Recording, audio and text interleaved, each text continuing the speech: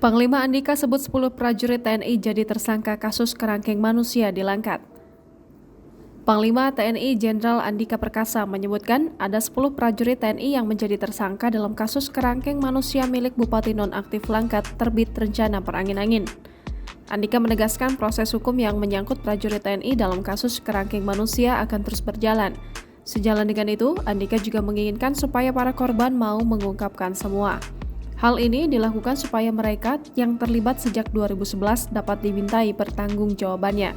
Sebelumnya, Kepolisian Daerah Sumatera Utara menetapkan Terbit sebagai tersangka kasus kerangkeng manusia pada Selasa 5 April 2022. Selain Terbit, ada 8 tersangka lain yang berinisial HS, DP, JS, IS, TS, RG, SP, dan HG. Terbit dijerat pasal 2, pasal 7, pasal 10 Undang-Undang Nomor 21 Tahun 2007 tentang pemberantasan tindak pidana perdagangan orang dan atau pasal 333 KUHP, pasal 351, pasal 352 dan pasal 353 tentang penganiayaan mengakibatkan korban meninggal dunia serta pasal 170 KUHP.